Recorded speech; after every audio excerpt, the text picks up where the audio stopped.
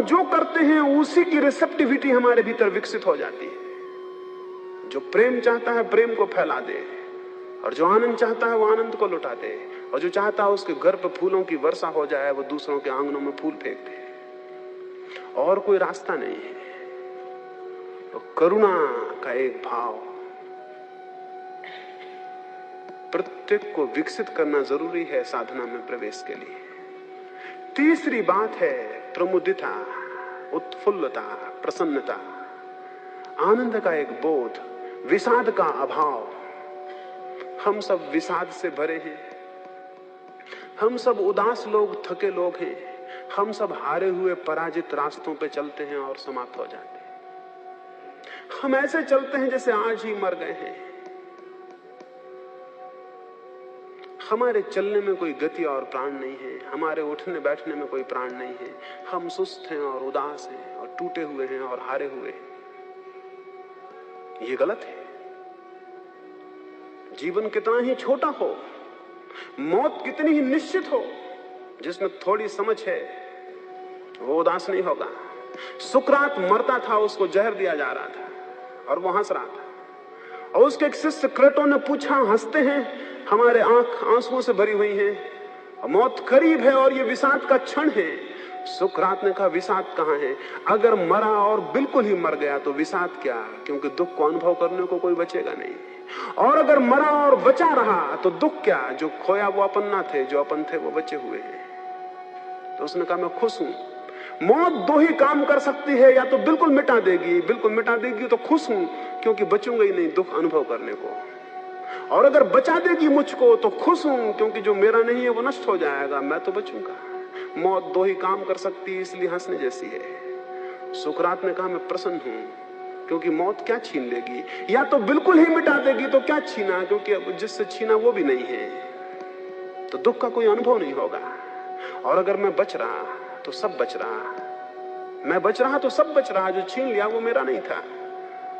तो इसलिए सुकरात ने कहा, मैं खुश हूं। जो मौत के सामने खुश है और हम हैं कि हम जिंदगी को पाए हुए दुखी बैठे हुए हैं। हम हैं कि हम जिंदगी में दुखी बैठे हुए हैं, और लोग ऐसे भी हुए हैं कि जो मौत के सामने भी खुश थे। मंसूर को वो सूली दे रहे थे, उसके पैर काट दिए, उसके हाथ काट दिए, उसकी आंखें फोड़ दी। दुनिया में उससे कठोर यातना कभी किसी को नहीं दी गई। क्राइस्ट को जल्दी मार डाला गया, गांधी को जल्दी गोली मार दी गई, सुकरात को जहर दे दिया गया। मंसूर मनुष्य के इतिहास में सबसे ज्यादा पीड़ा से मारा गया, पहले उसके पैर काट दिए। जब उसके पैरों से खून बहने लगा तो उसने खून को लेकर अपने हाथों पर लगाया। भीड़ इकट्ठी थी, लोग पत्थर फेंक रहे थे। उन्होंने पूछा, ये क्या कर रहे हो? उसने कहा, वजू करता हूं। मुसलमान नमाज के पहले हाथ धोते। उसने अपने खून से अपने हाथ धोए। उसने कहा, वजू करता हूं। उसने कहा, याद रहे मंसूर का ये वचन कि जो प्रेम की वजू है असली, वो खून से की जाती है, पानी से नहीं की जाती। और जो अपने खून से वजू करता है वही नमाज में प्रवेश करता है। लोग बहुत हैरान हुए कि पागल है। उसके पैर काट दिए गए, फिर उसके हाथ काट दिए गए, फिर इसको उन्होंने आंखें फोड़ दी, और 1 लाख लोग इकट्ठे हैं और पत्थर मार रहे हैं, और उसका एक एक अंग काटा जा रहा है।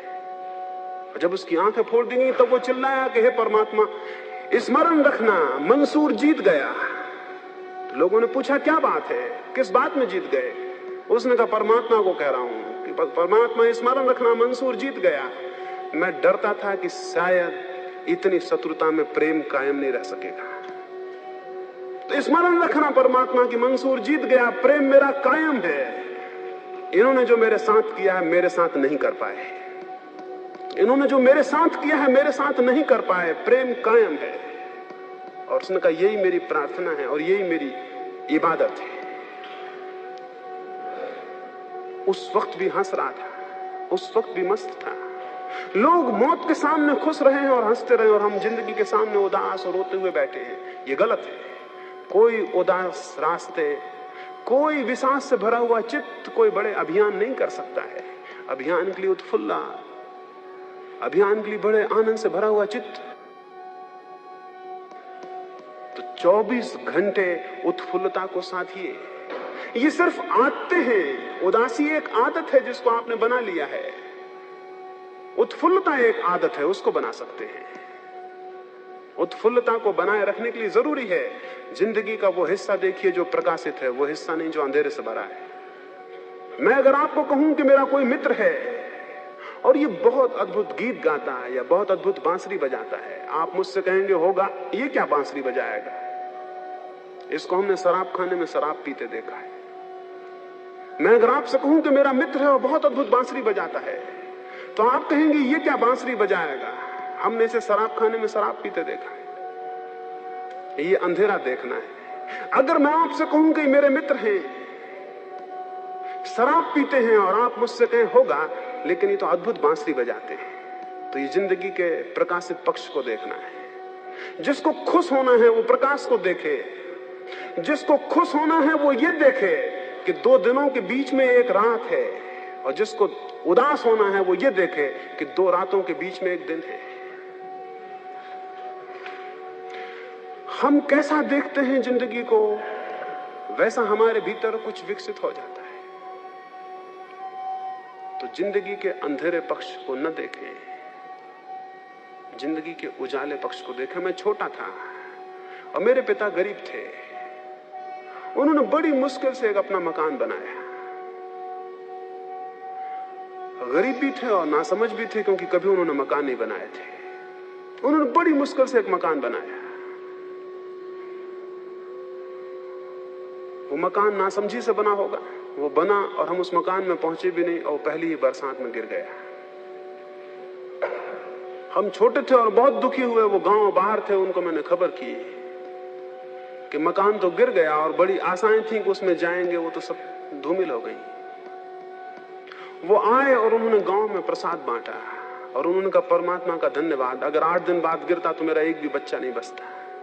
हम 8 दिन बाद ही उस घर में जाने को थे, और वो उसके बाद जिंदगी भर इस बात से खुश रहे कि मकान 8 दिन पहले गिर गया। 8 दिन बाद गिरता तो बहुत मुश्किल हो जाती। यूं भी जिंदगी देखी जा सकती है, और जो ऐसे देखता है उसके जीवन में बड़ी प्रसन्नता का उद्भव। आप जिंदगी को कैसा देखते हैं इस पर सब निर्भर है। जिंदगी में कुछ भी नहीं है, आपके देखने पर, आपका एटीट्यूड, आपकी पकड़, आपकी समझ, आपकी दृष्टि सब कुछ बनाती है और बिगाड़ती है। आप अपने से पूछें कि आप क्या देखते हैं। क्या आपने एक भी ऐसा बुरे से बुरा आदमी देखा है जिसमें कुछ ऐसा ना हो जो साधुओं में भी मुश्किल होता है? क्या आपने ऐसा बुरे से बुरा आदमी भी देखा है जिसमें एक भी चीज ऐसी ना मिल जाए जो साधुओं में मुश्किल होती है? और अगर आपको मिल सकती तो उसे देखें, वो उस आदमी का असली हिस्सा है।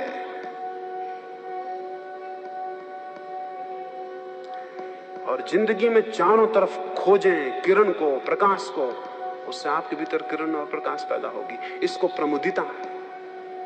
तीसरा भाव है कि हम प्रसन्न हों। हम इतने प्रसन्न हों कि हम मौत को और दुख को गलत कर दें। हम इतने आनंदित हों कि मौत और दुख सिकुड़ के मर जाएं, पता भी न चले कि मौत और दुख भी हैं। जो इतनी प्रफुल्लता और आनंद को अपने भीतर संजोता है, वो साधना में गति करता है। साधना की गति के लिए बहुत जरूरी है, बहुत जरूरी है। एक साधु हुआ, वो जीवन भर इतना प्रसन्न था कि लोग हैरान थे। लोगों ने कभी उसे उदास नहीं देखा, कभी पीड़ित नहीं देखा। उसके मरने का वक्त आया और उसने कहा कि अब मैं 3 दिन बाद मर जाऊंगा।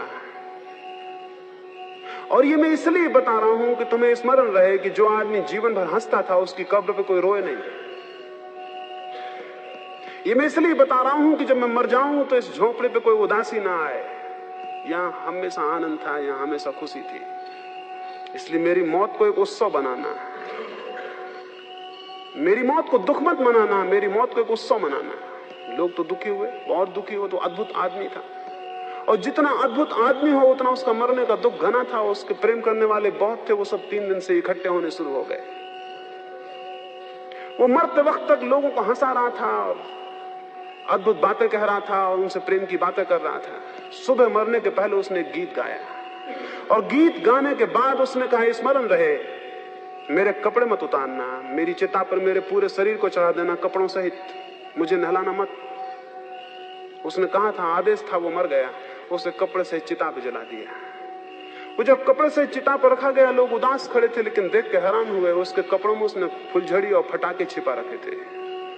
वो चिता पे चढ़े और फुलझड़े और फटाके छूटने शुरू हो गए और चिता उत्सव बन गई और लोग हंसने लगे। और उन्होंने कहा, जिसने जिंदगी में हंसाया वो मौत में भी हमको हंसा के गया है। जिंदगी को हंसना बनाना है, जिंदगी को एक खुशी और मौत को भी एक खुशी। और जो आदमी ऐसा करने में सफल हो जाता है उसे बड़ी धन्यता मिलती है और बड़ी कृतार्थता उपलब्ध होती है। और उस भूमिका में जब कोई साधना में प्रवेश करता है तो गति वैसी होती है जिसकी हम कल्पना भी नहीं कर सकते।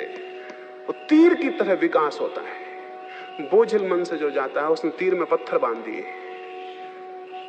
बोझिल मन से जो जाता है उसने तीर में पत्थर बांध दिए। तीर कहां जाएगा?